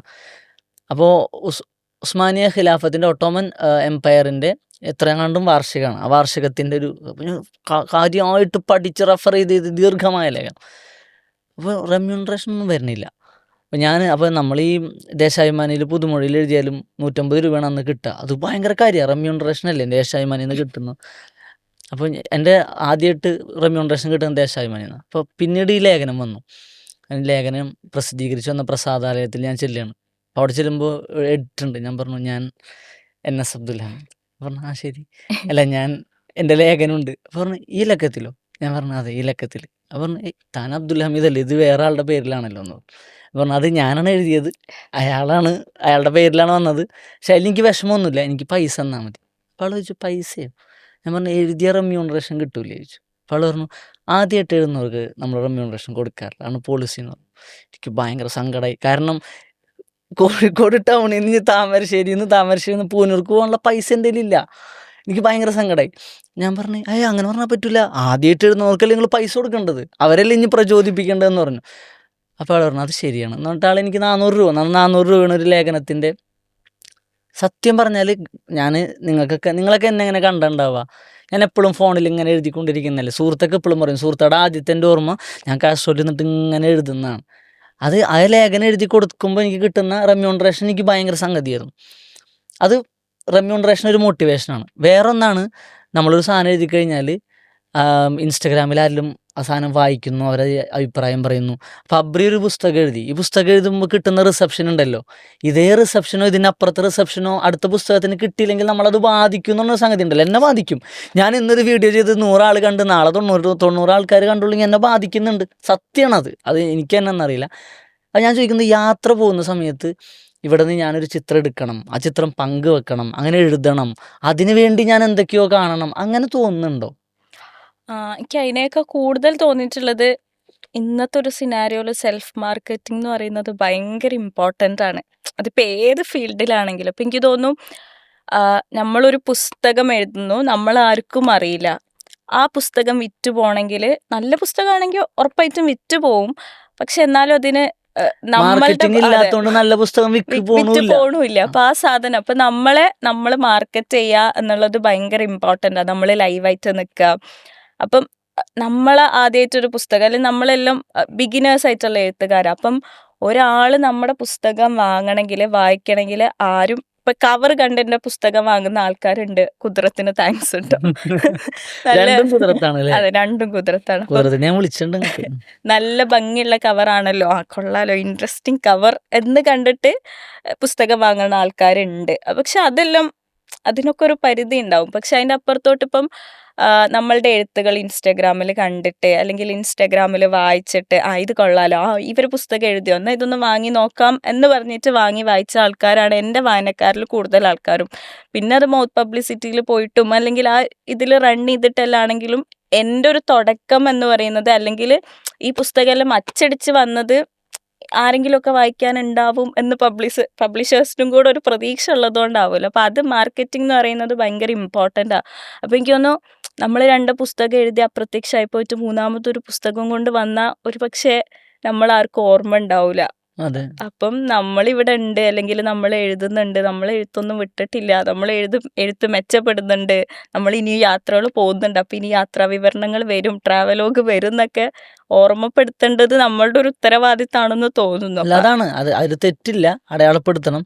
ഞാൻ ചോദിച്ചതിൻ്റെ വേറൊരു വശം കൂടി ഉണ്ട്. ഉദാഹരണത്തിന് ഇപ്പം നേരത്തെ പറഞ്ഞ പോലെ പണ്ട് ഒരു കാഴ്ച കണ്ടാൽ, ഒരു അനുഭവം ഉണ്ടായാൽ അത് എൻ്റെ മാത്രമായിരുന്നു എന്നതിൻ്റെ അപ്പുറത്തേക്ക് ഇത് ഇനി എനിക്ക് മാത്രമല്ല, അങ്ങനൊരു ഇങ്ങനൊരു എൻ്റെ നിയോഗത്തിൻ്റെ ഭാഗമായിട്ട് ഇങ്ങനൊരു സംഗതി കൂടി ഉണ്ടെന്ന് തോന്നിയിട്ടുണ്ടോ എന്ന് ഞാൻ ചോദിച്ചു. എനിക്ക് തോന്നുന്നു ഇപ്പം ഞാൻ വിചാരിക്കുന്നത് ഇപ്പം ഞാനൊരു സ്ഥലത്ത് പോകുന്നു, അപ്പം ഞാൻ ഉറപ്പായിട്ടും ഇൻസ്റ്റാഗ്രാം റെഫർ ചെയ്യും, അല്ലെങ്കിൽ സോഷ്യൽ മീഡിയ റെഫർ ചെയ്യും. ആ സ്ഥലത്ത് പോയ എന്തെങ്കിലും ഫ്രണ്ട്സ് ഉണ്ടോ, അപ്പം നമുക്ക് അവരെ കോണ്ടാക്ട് ചെയ്ത് നോക്കാമല്ലോ അവിടെ എന്തൊക്കെയാണെന്നുള്ളത്. അപ്പം ആ ഒരു രീതിയിൽ നമുക്ക് ആൾക്കാരെ ഹെൽപ്പ് ചെയ്യാൻ പറ്റുന്ന നല്ലൊരു ഓപ്ഷനാണ് നമ്മൾ യാത്രകൾ പോകാന്ന് പറഞ്ഞാൽ. പ്ലസ് നമുക്ക് നമ്മളെ തന്നെ ഇങ്ങനെ പോർട്രേ ചെയ്യാം. നമുക്ക് ലൈക്ക് കിട്ടുമ്പോൾ നിങ്ങൾ പറഞ്ഞ ഒരു സന്തോഷം, നമുക്ക് ഷെയർ കിട്ടുമ്പോൾ ഒരു സന്തോഷം. അപ്പോൾ ആ രീതിയുണ്ട്. പക്ഷെ ഞാൻ ഒരിക്കലും ഒരു കാര്യത്തിനും എന്നെ പ്രഷർ ചെയ്യാത്ത ഒരാളാണ്. ഇപ്പം ഞാൻ ചിലപ്പം ഒരു മാസം 10 പുസ്തകം വായിക്കും, അടുത്ത മാസം ഞാൻ ചിലപ്പോൾ ഒരു പുസ്തകം വായിക്കുന്നുണ്ടാവുള്ളൂ. എനിക്ക് റിഗ്രറ്റ് എല്ലാം ഉണ്ടാവും, അയ്യോ ഞാൻ ഒന്നും വായിക്കുന്നില്ലല്ലോ എന്നുള്ളത്. പക്ഷെ അത് മോശമായിട്ടുള്ളൊരു കാര്യമാണോ അല്ലെങ്കിൽ നല്ല കാര്യമാണോ എന്ന് എനിക്ക് അറിഞ്ഞുകൂടാ. പക്ഷെ ഞാൻ എന്നെ പ്രഷർ ചെയ്യൂല, ചെയ്യ്. അപ്പം അങ്ങനെ ചെയ്യുമ്പോൾ എനിക്കതൊരിക്കലും അത് ഭയങ്കര നാച്ചുറലായിട്ട് ചെയ്യുന്ന പോലെ തോന്നലില്ല. ഇപ്പം എഴുത്ത് അപ്പോൾ ചിലപ്പോൾ ഈ കറക്കത്തിൻ്റെ തന്നെ ഞാൻ ഒറ്റ മാസം കൊണ്ട് എനിക്ക് തോന്നുന്നു ഒരു 5 ചാപ്റ്ററെല്ലാം എഴുതിയിട്ടുണ്ട്. പിന്നെ ഒരു ചാപ്റ്റർ എഴുതാൻ ഞാനൊരു 4 മാസം എടുത്തിട്ടുണ്ട്. പിന്നെ അടുത്ത അങ്ങനെ ഭയങ്കര ഫ്ലോ, ഇങ്ങനൊരു ഫ്ലോയിൽ പോകും. ആ ഒരു സാധനം എനിക്ക് ഭയങ്കര കുറവാണ്. പോകുമ്പം നമ്മൾ ഭയങ്കര അടിപൊളിയായിട്ട് പോകും, പിന്നെ അങ്ങനെ സ്റ്റക്ക്. അപ്പോൾ ഇൻസ്റ്റാഗ്രാമിലും ശരിയാണ്, അൽഗോരിതം ഉണ്ട്, അല്ലെങ്കിൽ ഇൻസ്റ്റാഗ്രാം തന്നെ ഇപ്പം നമ്മളോട് ഡിമാൻഡ് ചെയ്യുന്നുണ്ട്, നിങ്ങൾ എന്നും കണ്ടന്റ് തരണം, അത് 3 സെക്കൻഡ് ആൾക്കാരെ പിടിച്ചിരുത്താൻ പറ്റണം ആദ്യത്തെ 3 സെക്കൻഡിലൊക്കെ. പക്ഷെ നമ്മൾക്കത്, എനിക്ക് അത്ര ഡിമാൻഡ് തരുന്നൊരു സ്പേസിൽ എപ്പോഴും അതുപോലെ അതിനനുസരിച്ച് നിൽക്കാൻ പറ്റൂല. എനിക്ക് പറ്റുവാണെങ്കിൽ പറ്റുന്ന പോലെയൊക്കെ ഞാൻ ചെയ്യും. പക്ഷെ എന്നെ ഭയങ്കര ഇടങ്ങേറാക്കിയിട്ട്, അല്ലെങ്കിൽ ചെയ്യെന്ന് പറഞ്ഞിട്ട് ഞാനൊന്നും, അത് എത്ര വലിയ കാര്യമാണെങ്കിലും, പിന്നെ നമ്മൾ വേറൊരാളെ വർക്ക് കൊടുക്കുമ്പോഴും അങ്ങനെയൊക്കെ ചെയ്യും എന്നല്ലാതെ ഞാൻ എന്നെ അങ്ങനെ പ്രഷർ ചെയ്യൂല. പക്ഷെ ഒരു പരിധി വരെ നമ്മുടെ സർഗാത്മകതനെ ഭയങ്കരമായിട്ട് ഡിസ്റ്റോർട്ട് ചെയ്യുന്ന വരുന്ന ഒരാളാണ് ഞാൻ. ഇത് ഞാൻ ഇത്തിരി നേരം എന്നുള്ളൊരു സെഗ്മെന്റാണ് ഞാൻ പറഞ്ഞത്. ഒത്തിരി നേരം ഇല്ല. അപ്പോൾ ഞാനൊരു ഭാഗം വായിച്ചത് ഇങ്ങനെ നമുക്ക് വൈൻഡപ്പ് ചെയ്യാൻ തോന്നുന്നു. ഞാൻ ആ ഭാഗം വായിക്കണം എന്നാണ് ആഗ്രഹിച്ചത്. ഈ ഭാഗത്തിൽ എനിക്ക് തോന്നുന്നു ഇതിലൊരു ഭാഗമുണ്ട്. കറക്കം കേവലം ഒരു യാത്രാ വിവരണമല്ല, മറിച്ച് എൻ്റെ ഉള്ളിലെ എല്ലായിടങ്ങളും അത് ഉൾക്കൊള്ളുന്നു. എനിക്ക് പ്രിയപ്പെട്ടതെല്ലാം അതിൽ ഭദ്രമാണ്. എൻ്റെ മനുഷ്യർ, അവരുടെ കഥകൾ, ജീവിതങ്ങൾ, ആശയങ്ങൾ, അഭിപ്രായങ്ങൾ, ഞാൻ കണ്ട കാഴ്ചകൾ, കടന്നുപോയ നിമിഷങ്ങൾ, എൻ്റെ ചിന്തകൾ, സങ്കല്പങ്ങൾ, വിശ്വാസങ്ങൾ, ചിരികൾ, സുഖദുഃഖങ്ങൾ, ആവലാതികൾ, എല്ലാത്തിനും അതിൽ സ്ഥാനമുണ്ട്. ഇത് കറക്കത്തിൻ്റെ മാത്രമല്ല, അവരുടെ ആമിന ടു ആൻഡ് ഫ്രം ഡൽഹിയിലും ഇതേപോലെയാണ്. അതിൽ എല്ലാം ഉണ്ട്, അതിൽ ഭദ്രമായുണ്ട് എന്ന് പറയുന്നതിലൊരു ആത്മവിശ്വാസം ഉണ്ടല്ലോ. ആ അടക്കവും ആ കൈയടക്കവും ഇനിയുള്ള എഴുത്തുകളിൽ ഉണ്ടാവട്ടെ എന്ന് ആഗ്രഹിക്കുകയാണ്. Thank you. ഡൽഹിയിൽ നിന്ന് വിട്ടുപോകുന്നത് കൊണ്ട് ഒരുപാട് യാത്രകൾ ഒരുമിച്ച് മിസ് ചെയ്യുന്നുണ്ട്. ഇൻഷാ അള്ളാ നമുക്ക് ഒരുപാട് യാത്രകൾ ഒരുമിച്ച് ഇനിയും പോകാൻ കഴിയണം. എൻ്റെ ഇത്തിരി നേരത്തിൽ വന്നിരുന്ന് കുറേ കാര്യങ്ങൾ സംസാരിച്ചതിന് താങ്ക് യു സോ മച്ച്. ഒത്തിരി നേരം സംസാരിച്ചു തോന്നുന്നു. എന്തായാലും ഞാൻ ഈ വട്ടം വെക്കേഷൻ വന്നിട്ട് ഞാൻ ഒന്നും ചെയ്തിട്ടില്ല. Literally I was sitting home, വെറുതെ ഇരിക്കായിരുന്നു. പക്ഷെ എനിക്ക് തോന്നുന്നു ഇതൊരു ഒരു സ്റ്റാർട്ടൊക്കെ പോലെ ഇനി എന്തെങ്കിലുമൊക്കെ ചെയ്തു തുടങ്ങാം നാട്ടിലുള്ളപ്പോൾ എന്നുള്ളൊരു സാധനം. സോ അതിനൊരുപാട് അല്ല, താങ്ക് യു. അവര് വെറുതെ ഇരിക്കണതന്നെ ഭയങ്കര സർഗാത്മകത ഉണ്ടായില്ലേ. അവർക്ക് മീ ടൈം ഉണ്ട് അല്ലേ, അതെ, അവർക്ക് അവരുടേതായ വെറുതെ ഇരിക്കുന്ന കുറച്ച് സമയമില്ല. അവര് ഞാൻ വെറുതെ ഇരിക്കുന്ന ഒരു സമയം അങ്ങനെയൊക്കെ ഇല്ലേ ഉണ്ട്. ഒറ്റയ്ക്ക് ഇരിക്കുക കുറേ കാലം. ഇപ്പം ഞാൻ ഇൻഫേഴ്സ് ഒരുമിച്ച് നിൽക്കുമ്പോഴും ഇപ്പം കുറേ കാലം കഴിയുമ്പോൾ എനിക്ക് ഒറ്റയ്ക്ക് നിൽക്കാൻ ഇഷ്ടമാണ് കുറച്ച് ദിവസം. ഇപ്പം നമ്മളുടെ കുറേ സംഗതികളുണ്ടല്ലോ, അങ്ങനെ അതിനങ്ങനെ എനിക്ക് ലിറ്റിൽ തിങ്സ് ആണ് ഭയങ്കര ഇത്. വലിയ കാര്യങ്ങളിൽ ഞാൻ അത്ര കോൺഷ്യസ് അല്ല, അല്ലെങ്കിൽ വലിയ കാര്യത്തിൽ ഞാൻ അത്ര എക്സൈറ്റഡ് അല്ല. പക്ഷെ ചെറിയ ചെറിയ കാര്യത്തിൽ ഞാൻ ഭയങ്കര എക്സൈറ്റഡ്. അപ്പം എനിക്കൊന്നും എൻ്റെ ഗുഡും ബാഡും അത് തന്നെയാണ്. ചെറിയ കാര്യത്തിൽ ഞാൻ ഭയങ്കരമായിട്ട് സന്തോഷിക്കും, അതുപോലെ ചെറിയ കാര്യത്തിൽ ഭയങ്കരമായിട്ട് ഇടങ്ങാറാവും. അപ്പം അതുകൊണ്ട് തന്നെ ഞാൻ എപ്പോഴും എൻ്റെ ഒരു ടൈം എനിക്ക് കൊടുക്കാറുണ്ട്, സന്തോഷിക്കാനാണെങ്കിലും വിഷമിക്കാനാണെങ്കിലും. അപ്പം എനിക്ക് തോന്നുന്നു എല്ലാ ആൾക്കാരും ആ ഒരു ടൈമെല്ലാം അർഹിക്കുന്നുണ്ട് ലൈഫിൽ.